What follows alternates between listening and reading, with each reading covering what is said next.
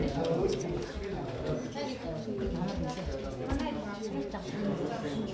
Намар үзсэн юм.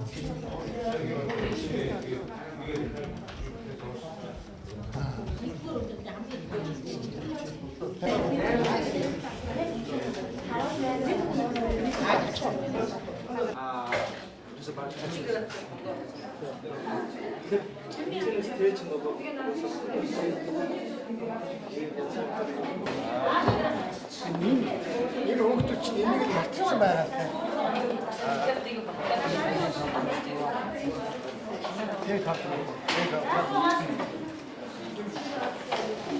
Энэ мангалдаг ерөнхийдөө бол эдний үчиг юм тэгээ юу юм. Яг одоо бид бол энэ юм мэдээ юм аа.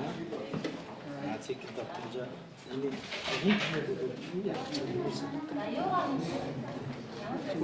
бэ? Яг ийм байдаг гэж хэлж байна. Одоо ижил мастер би нэг өдрөөс одоо ингээ хоёул шийдсэн байгаа. Гэхдээ хоёр өөр хурдаар шийдсэн. Тэгээ эхний хурдан дээр болохоор арай бага хурдаар шийдсэн. Тэгэхээр энэ туслахын зайр ээлж 0.7 м байсан. Тэгээд хурдын болохоор бол 292 м гэсэн.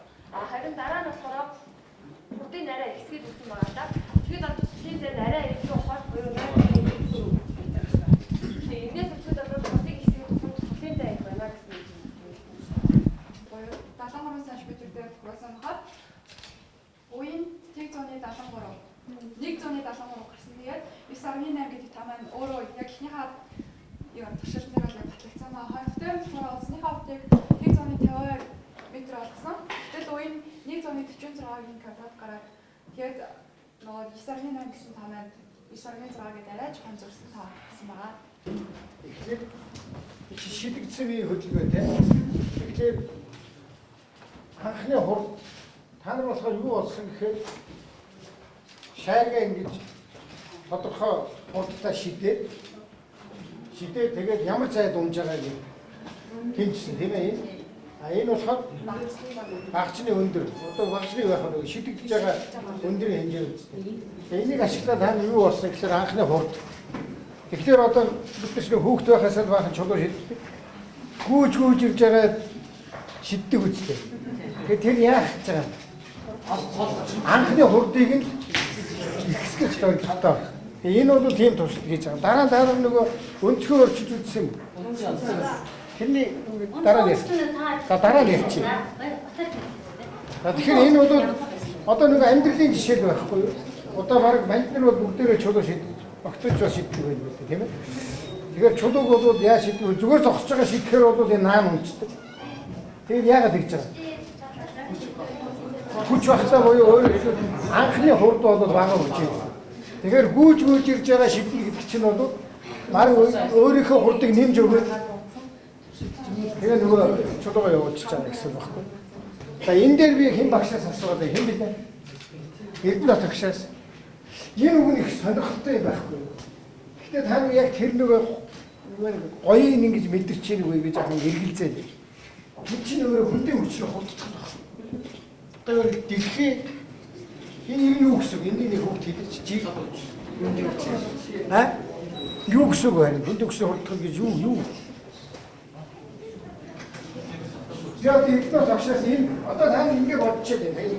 Энэ бол маш одоо гайхамшигтай хийж байгаа байхгүй та нар. Жинхэнэ одоо миний одоо хийх багш хамгийн хамттай юм чинь юу вэ? Тэгэхээр би ихтэй багшаас юу асууад байна? Энэ томьёоны гаргалыг та нар яаж хийж байгаа? Хүүхдүүд яаж зааж байгаа юм бэ гэж хэлсэн.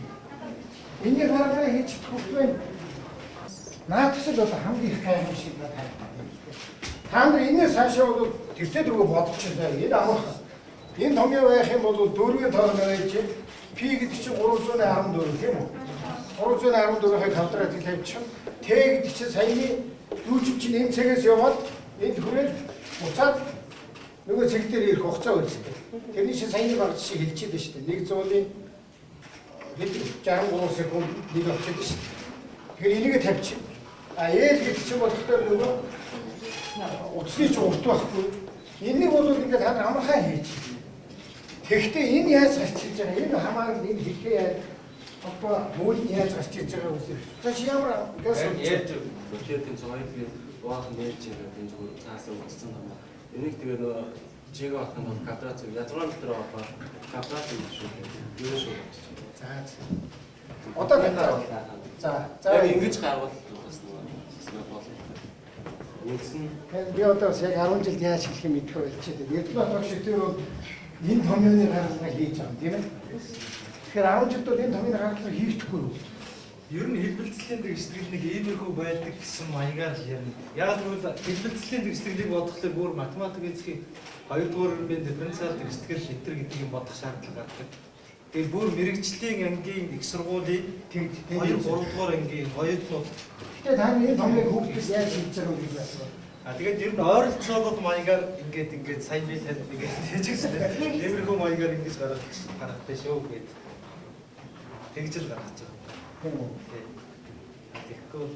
Маа бид нар бол их сургуульд бол энэ яг ийм байдаг гэдгийг гаргана өөрснөө. Яаж гаргах вэ гэхээр ингээд дүүжин зураад одоо сая эднэ тагч дурсан тийм альфа гэдэг үнцгтэй. Тэгээд энд доошоо чиглэсэн ямар хүч вэ? Хүнтэй хүч. Энэ утасны татах хүч. Тэр энэ хоёр татах хүчний энэ утасны татах хүч энэ доошоо хүнтэй хүч хоёрын нийлбэр хүч бол ийшээ гэж. Энэ хүч бол дандаа энэ хүч үйж шүү дээ. Энэ нийлбэр хүч бол дандаа энэ нэг юу руу аваачих юм бэ? Тэнцвэрээ байдаг. Энэ чи хажуу дэше авчраад 50 гутал буцаагаад явах хүч. Тэр хүч хаанаас яваад байгаа вэ? Нэгдүгээр түндийн хүч, хоёрдугаар утсыг татах хүч. Энэ хоёр хүчийн нийлбэр хүч бол энийг дандаа энэ буцаа ямар ч зайлшгүй байсан тийм ээ. Энийг их хазаалах тусам тэр хүчний хэмжээ ихсээд юм. Гэхдээ их нарийн юм ярьсан. Энэ туршид хэзээ үнэн гарах вэ гэхээр энэ өнцөг маш бага байх үед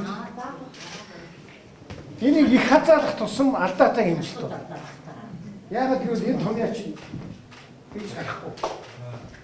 Тэгэхээр энийг маш их богинох ингээд баг зэрэг хазаалгаа тавих юм бол гэдэг бидний энэ G бол төгөж гарна. G чинь бол одоо бисааны 8 литр квадрат. Тэгэхээр 10 жилд бол ийм юм байл л дээ. Би бол одоо сая хэдэн жил асуусан. Энэ томьёоны гаргалгааг нь ийдэг бол хамгийн гоё юм байна. Тэгэхээр та нар одоо их сургууль хурдан орж иж тэгжиж үзсэн тийм ээ. Ингэж бичих хэрэгтэй байхгүй. Синус альфа тийм.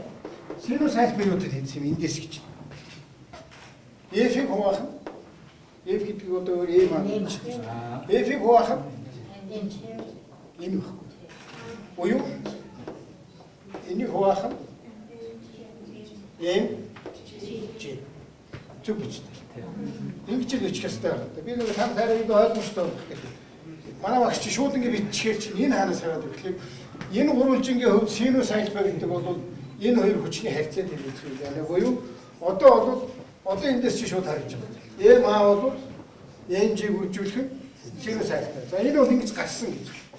Ингэж гарсан. За одоо энэ тэгж ойлгоо. Одоо өөрөөр хэлбэл омега гэдэг чинь үндсэндээ хурд байна тийм ээ? Тэгэхээр энэ үнцгийн хэмжээ үнцгийн хурд жоо хурд шүү. Тийм. Тэгээ хугацаанд хуваах. Тэр нь 2p хуваах. Кирүүхтэй хэлээд яг нь 360 дараа боёо 2p гэсэн. Энийг том т бол. Тэгээд тэнийг том т. За нэг удаа хэлсэн гэж үзчих юм уу том т гэж үзчих болно. За тэгээд одоо энэ чинь орлуулна да. Одоо нөгөө энэ маань юу болсон? Амиг квадрат очиж байгаа шүү тийм ээ. 4p квадрат хуваах нь t квадрат тэнцүү g хуваах нь l. За эндээс. За одоо ингээд одоо хамгийн шугал тийм яг эндээс ингээд одоо шүү дээ. Тэгээ манай хүмүүс бол аргагүй энэ дөнгөж одоо намар би тэд үцээ учраас гэхдээ яг ингэж одоо яг ийм стандарт хэсэг бас гардаг гэж хэлдээгүйгээр би одоо энийг маш бага өнцгөр ингэж авч үзэж байгаа гэдэг одоо эхний эрдэнэтийн бичсэн одоо яг энэ томьёогоо бид нар ашиглаад тийм. За тэгээд энийг мэдээж үнцэн хурдаа бол бид ашиглана. Тийм. За тэгээд энийг тэгэхээр би хэлээд хүүхдүүдэд ийм томьёо цээжлэх бол маш төвөгтэй. яаж авч байгаа гэдэг нь. Яагаад энэ хаанаас ийм томьёо гарсан юм. Тэгэхээр манай багш нар сая гаргаад ирлээ шүү дээ. Энэ томьёо хаанаас гарч байгаа вэ гэхээр ерөөсөө таамагийн хэмжээд байгаа энэ томьёо шүү дээ. Энэ хоёрын хаанаас гарч ирж байгаа вэ? Саяны энэ математик дүүжингийн хөдөлгөөн дээр ямар хүч үйлчилж юу болж байгаа гэдэг энэ текстийг бичээд бодоод үзэхээр хөдөлгөөн байхгүй юм гарч ирж байгаа юм. Энэ ингэж гарч байгаа шиг биднийг харуулж байна. Тэгэхгүй энийг шууд бичээд явахаар хөрөөсгөл болно. Хаанаас яхаараа дуутаад тэг хавдраад энэ хин бурхан хэлсэн юм хин хэлсэн. Тэгэхээр тийм биш. Энэ өөрөө хууль юм байх биш. Хуулиараа. Энэ хуулиараа явсаар гарцаа байхгүй G гэдэг юм чинь ингэж гарлаа гэж.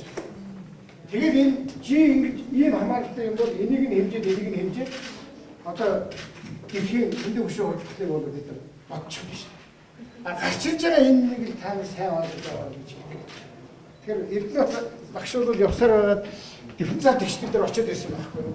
Сайн нэг нүгэ эмэгтэй багш юм билээ. Би одоо нөгөө сандарсантай Хэн багш вэ? дандаа багш. Зандаггүй багш бол харин хэцүү гараад ирлээ шүү. Тийм ээ. Та нар ойлгосон уу одоо энэ оныг тэгдэг ойлгосон уу? Ер нь хэлбэцийн хал хэвчлээс гарч ирдэг гэж бид нэр хэлбэцийн хэвчлээ одоо Тийм энэ хэлбэц хөдөлгөөнийг илэрхийлж байгаа текстгэл. Тэгээ хэлбэц хөдөлгөөнийг илэрхийлж байгаа текстглээс гаргаад ирж байна.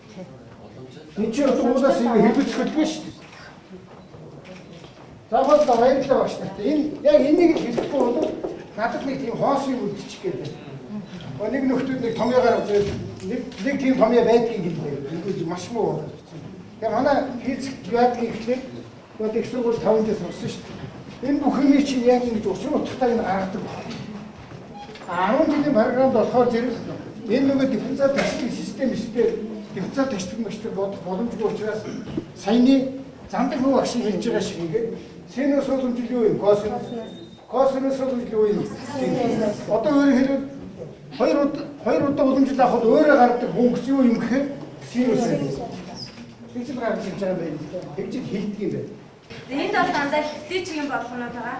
Тэгээ бид нар хэвтэйчгийн тийм хурдлагыг олоорой гэсэн. Тэгээ бид нар цаг үлдсэн болохоор дараа нь өнцөг үсгэж шидэж үзсэн.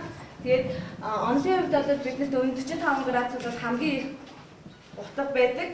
Тусгалын цаг хамгийн их утгыг авдаг гэсэн. Тэгээд үүнээс юу дүгнэх вэ гэхээр өнцөг ингээд 5 градусаар ингээд ихссэн. Эхлээд 5 градустай 83 см буюу 0.83 м байсан. Дараа нь 10 градус боловсролын зах болцдог гэж ихсэн гэдгийг эндээс бид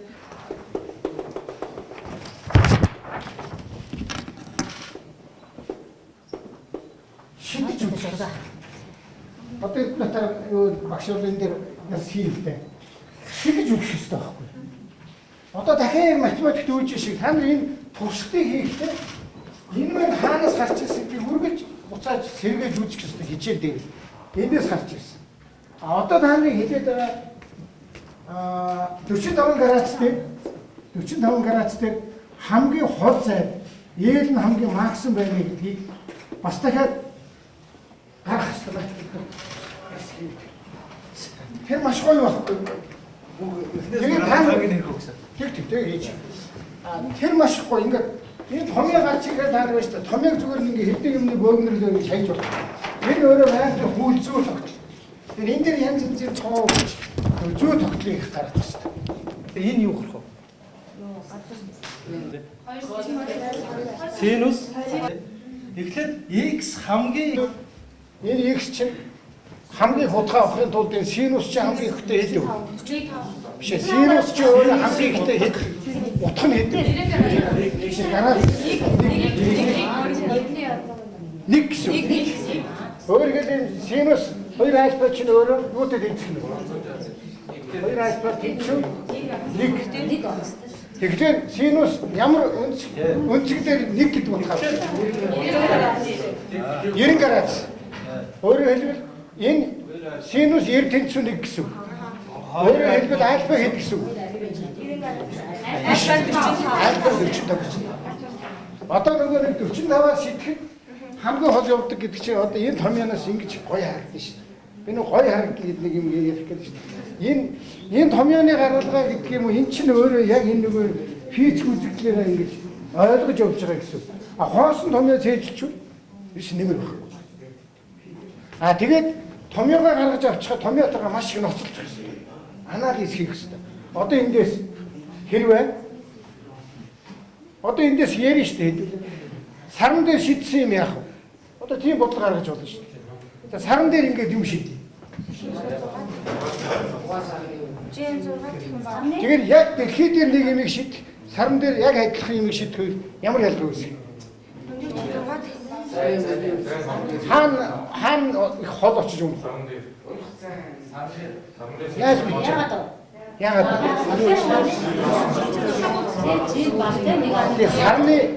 Сарны жи бол баг. Дэлхийн хол бол 9.8, саран дээр очихоор нөгөө татагдах. Баг татагдана гэсэн. Тэгээ хол орчих юм. Тэгэхээр энэнийг та нар зүгээр жи 9.8 гэж чийж хайж болохгүй. Саран дээр жи чи өөр бай. Наран дээр өөр бай. Одоо хаана өөр бай. Тэгэхээр одоо эндээс нөгөө томьёоны анализ гэж би хэлний хэлж байна. Энэ ч юм бол зөвхөн 9.8 гэж тогтоож болохгүй байхгүй. Дэлхийн хувьд 9.8, сарны хувьд тэгвэл өөрөө. За тэгвэл би саран дээр юм шийдэх бол миний шийдсэн бие бол хол орчих юм байна. Гэгчээ тэндээс анализ хий. За өшөө юунаас хамаарч байна? Анхны хурд. За нөгөө түрүү чи бидний ярьдаг гүүж ирж байгаа шийдэх юм бол анхны хурдыг их огч байгаа учраас хол очиж байна. Ингээд ерөөсөө маш хялбархан тэгтээ ингээ 2-3 параметр дээр анализ хийдэг.